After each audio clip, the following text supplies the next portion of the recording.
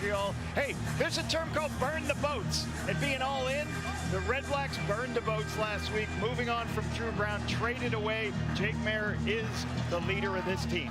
Yeah, and Ryan Dinwiddie, the head coach of the Ottawa REDBLACKS, saying they have a lot more issues than just quarterback right now. It's part of the reason why they have not found the win column as it stands coming into week number 4, playing 2 games with a bye mixed in there as well. And Jason Moss, head coach of the Montreal Alouettes, fired up as ever, especially after an overtime defeat against the Edmonton Elks last week on the road. Montreal extremely happy to be back here at home at Percival Molson Stadium. Obviously, heavy hearts in and around Montreal with the events in the news this week, but the Alouettes trying to bring some joy to the area, and a great crowd here on a Sunday night for CFL action to round out week 4. Here we go with Brett Lowther putting foot to ball and dropping it down to Mario Alford as he crosses the 30-yard line and then knifes past the 40. And we get an opportunity to see Davis Alexander after the 21-yard return.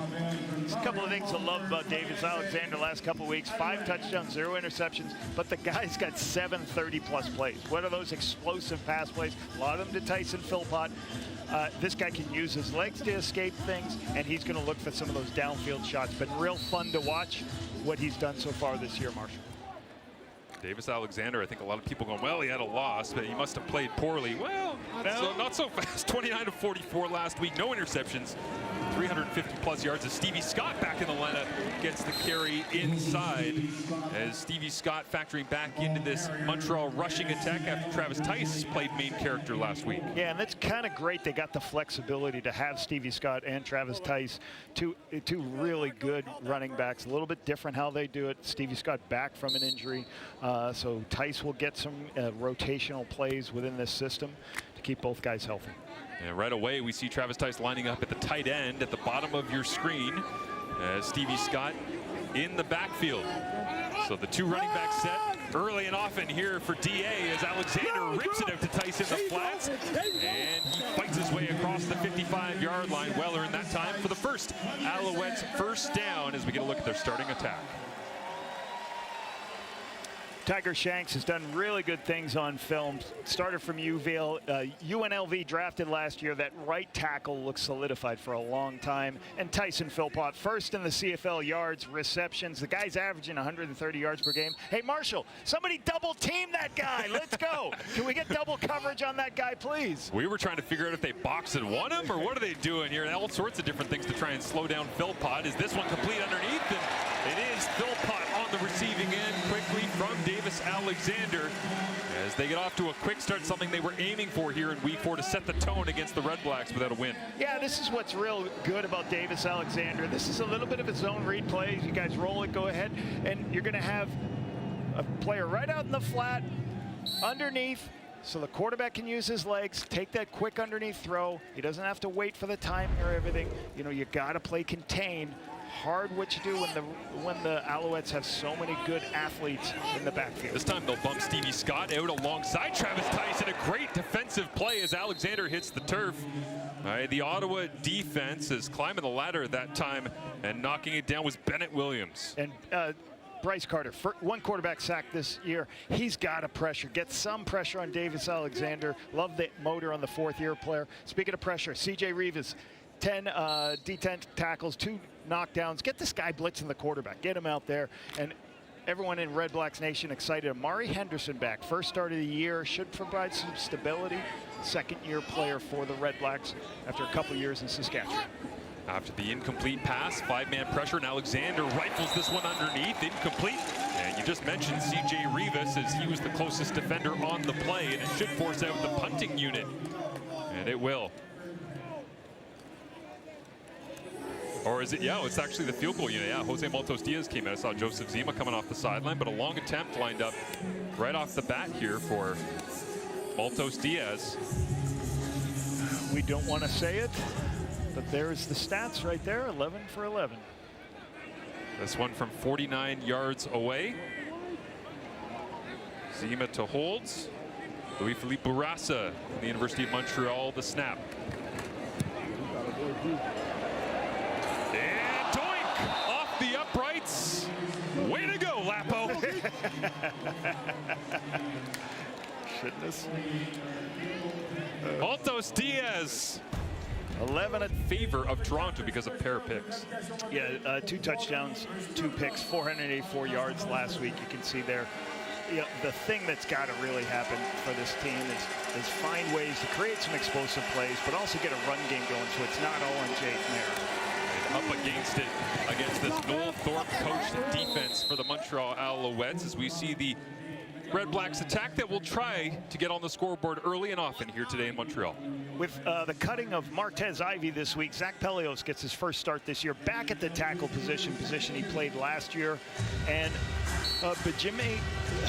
Benjamin Victor, replaces the hurt Eugene Lewis. Last year with the Elks, 32 catches, 330 yards, 1 TD. He's got some big shoes to fill, but he'll plug in for the injured Eugene Lewis. Ed Neverhard lines up tight to the line of scrimmage. As Mayer with play action looks to Justin Hardy, but pressure's on, giving chase and just having to dump it away as Josh Archibald was all over him. The original pressure, I think, was coming in from Isaac Adiemi Berglund, the standout Canadian defensive end. And a flag comes out late as well as we get a look at it.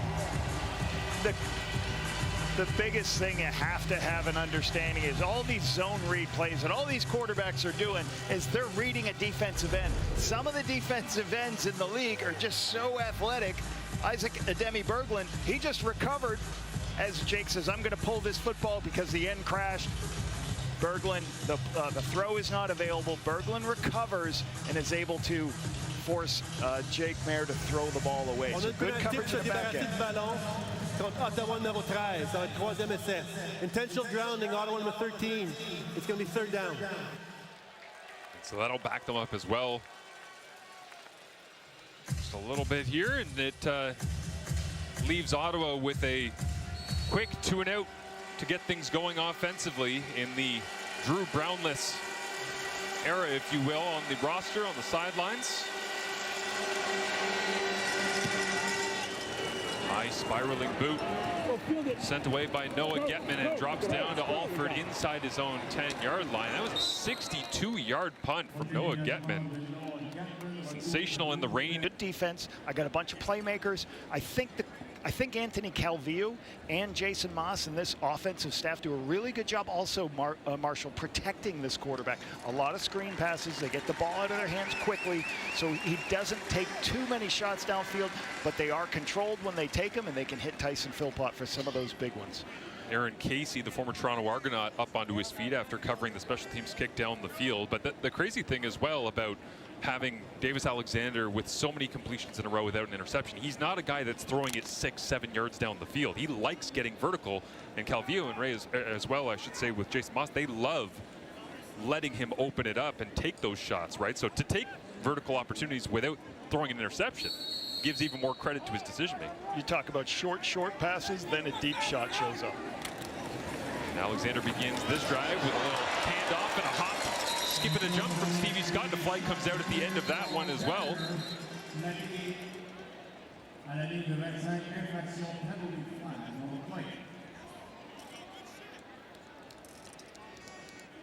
See this call. Bloc légal, les mains ont été portées au visage. Ottawa numéro 1, c'est une pénalité diverse. Ça donne un premier essai à Montréal. Legal block, hands in the face. Ottawa number 1, it's a 10-yard penalty, makes it a 1st down for Montreal.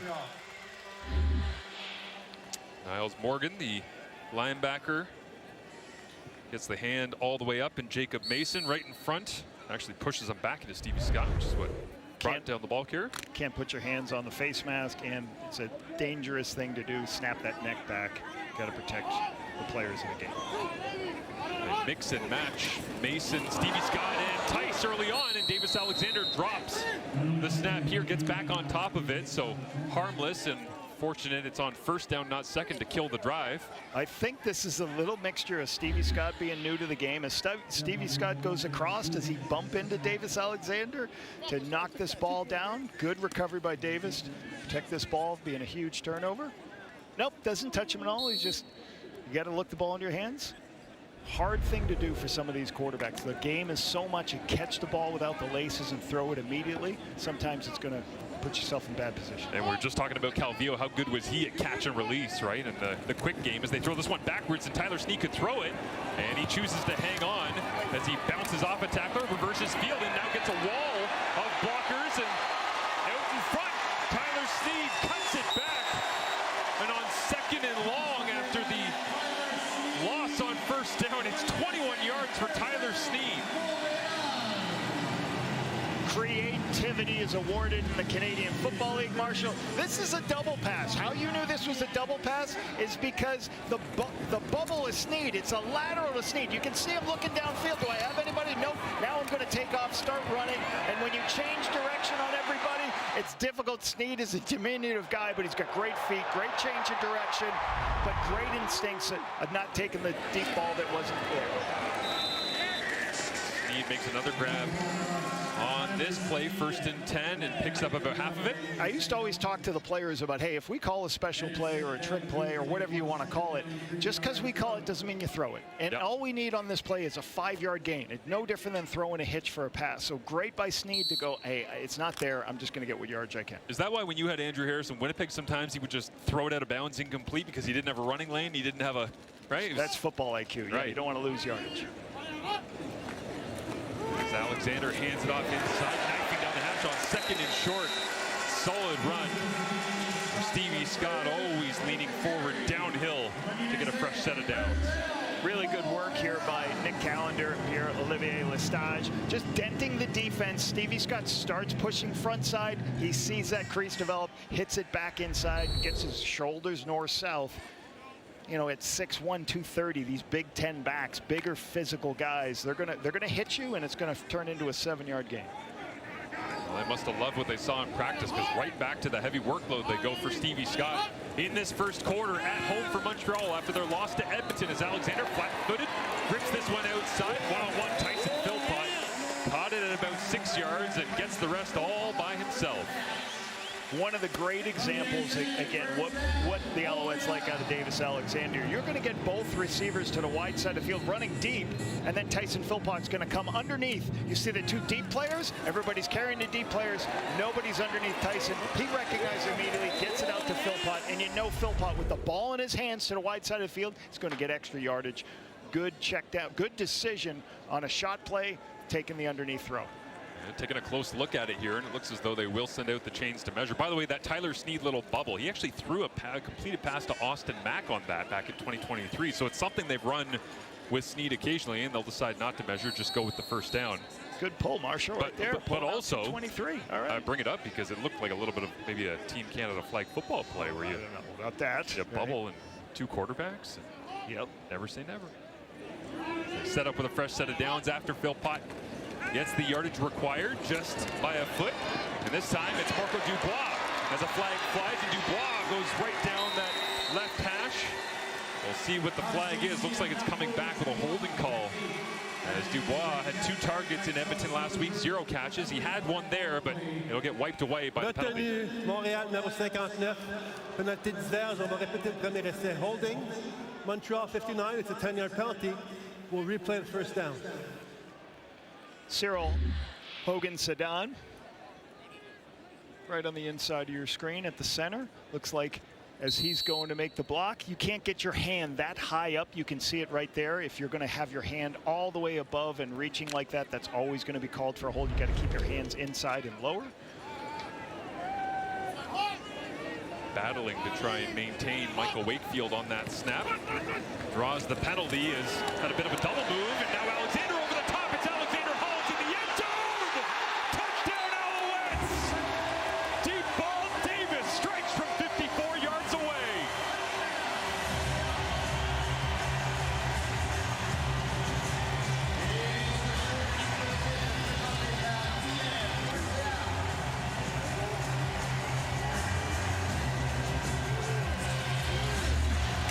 Great execution here. This is what we talked about. Montreal, short play, then a shot play. But the legs of Davis Alexander is what creates this opportunity.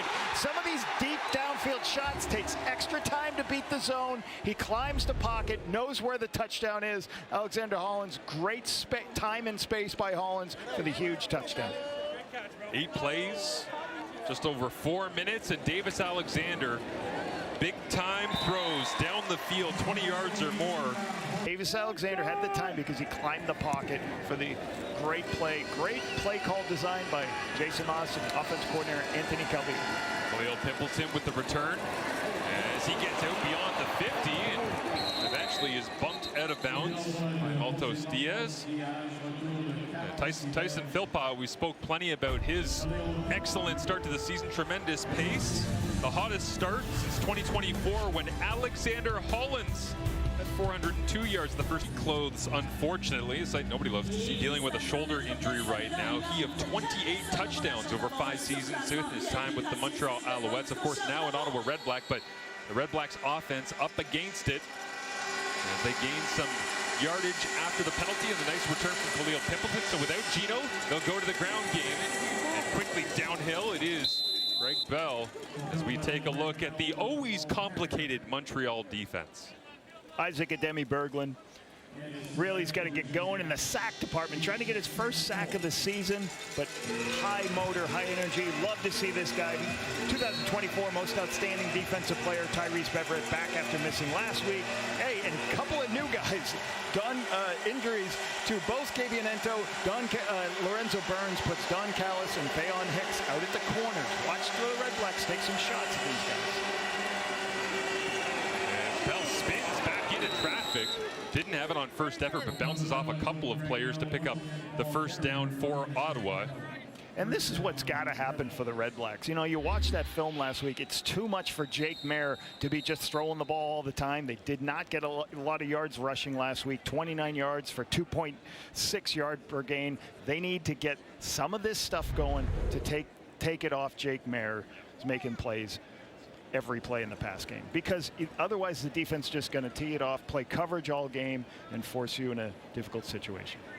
And I believe that is Greg Bell that is still down on the turf right now. So a ball game here on 1st and 10 after Bell did pick up the yardage required. And we haven't said the name Justin Hardy yet. Aiden Eberhardt. Still options in this Ottawa offense, and they've got to get going as Bell goes into the 10th. Keelan White fake on the little jet sweep, pressure on from Ademi-Berglund again, and this time they'll bring him down. Mayer couldn't get rid of it as they'll clean up the flag. But Isaac Ademi-Berglund has been everywhere in this first quarter.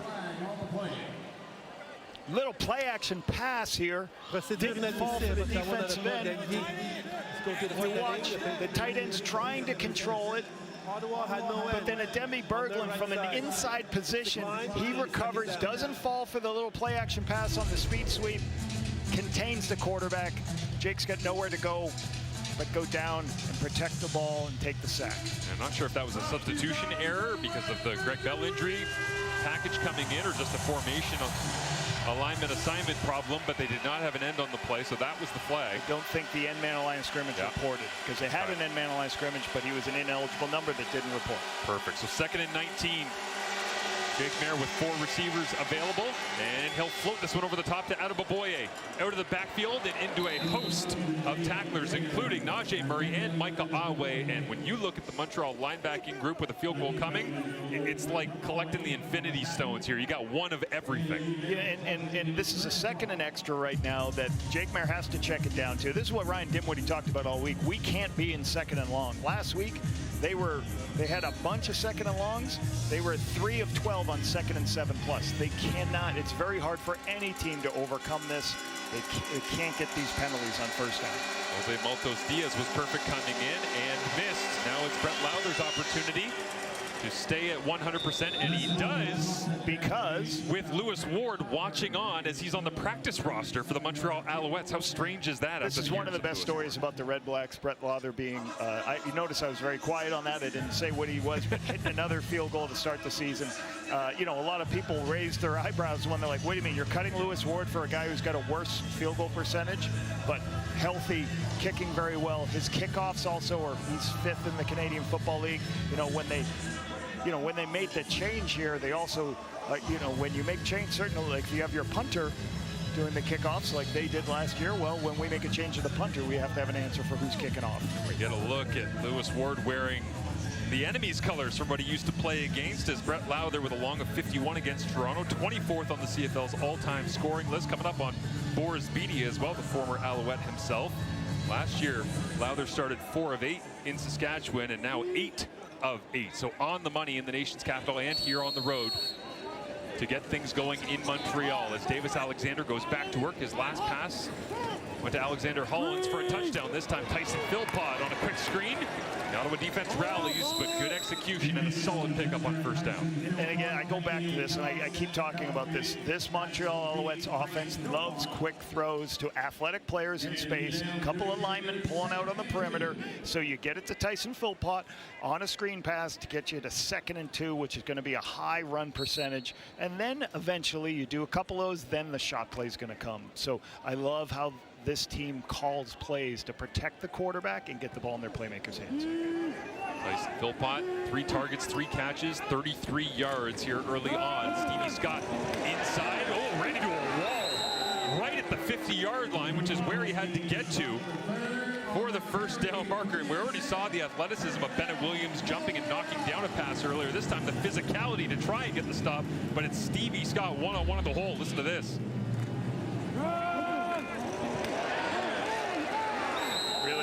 Stevie Scott, shoulders turned, downhill, right? I know it's 2nd and 2. I'm going to get the yardage I need.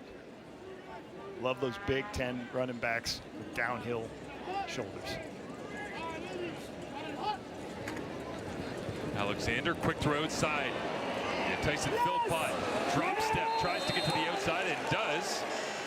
As they run into the Alouettes bench. And again, Anthony Calvillo, we saw a shot of him a couple plays ago, calling things in.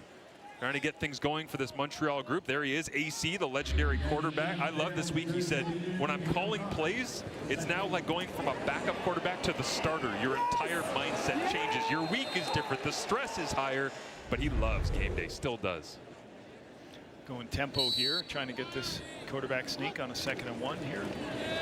Drop Davis in. Yeah, right to the right-hand side. But can't you relate to that, Lapo? Like the idea of just, you know what, when you're there and you're positional coach, yeah, I hope everything goes well, but game day, man, that feels totally different when you're at the controls. Yeah, and you got to be covered for every scenario. And, you know, as a play caller, you're always thinking about a couple of things. One of the first things is when a player doesn't execute anything, you're like, did I prepare them the right way? I always tried to not put it on the players, like, did I prepare them the right way so they could have success with it? And you got to be ready for multiple different scenarios. And the big thing, get the ball in your most productive player's hands, right? Have an answer for blitz. As flags fly here, and looks like AC will get a chance to call something fresh. Yeah, I think we might have 2 flags on this one because Ben Major's flag actually came out pretty late. I wonder if it's not.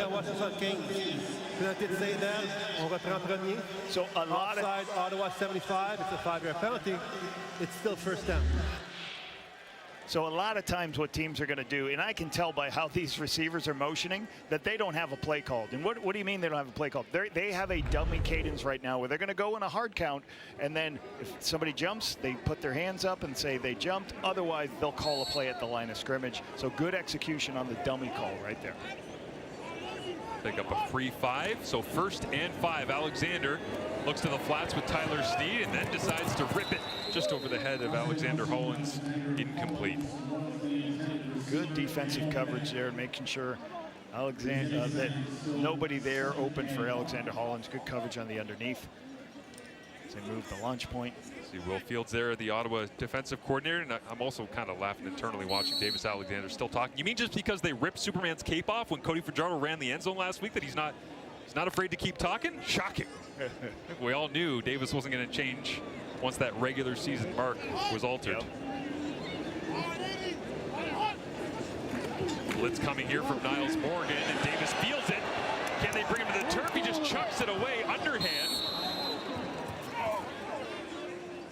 And they'll say incomplete, receiver in the area. The pass was behind the line of scrimmage. And Michael Wakefield stating his case as a flag does fly. Niles Morgan. Watch the pressure. Watch Stevie Scott. But Alexander feels this pressure. Niles Morgan comes. It's a one-on-one blitz. Watch him knock it back. Davis feels it and then has to move. As that's happening, Tiger Shanks is getting pushed, so it forces him wide. Can't get it, but really good pressure by this Red Blacks defense. We know Niles Morgan can do a lot making tackles, but he can also rush the passer. Some of these linebackers have got to do more than tackle in space. They've got to be able to rush the passer, hold up against the Montréal runners. numéro 10. Ça va être troisième essai. Intentional grounding, Montreal number 10. It's going to be third down. And we've seen plenty of Ben Major, our referee here tonight, early on, and you also see the blue ribbon that he has on this weekend, the officials in support of the police and community. After the news and the events, not just here in Montreal, but a few other places around the country, and plenty of former officers involved in the officiating ranks in the Canadian Football League, and our sport thoughts with them this week as the punt goes out of bounds. And for the first time, we get an opportunity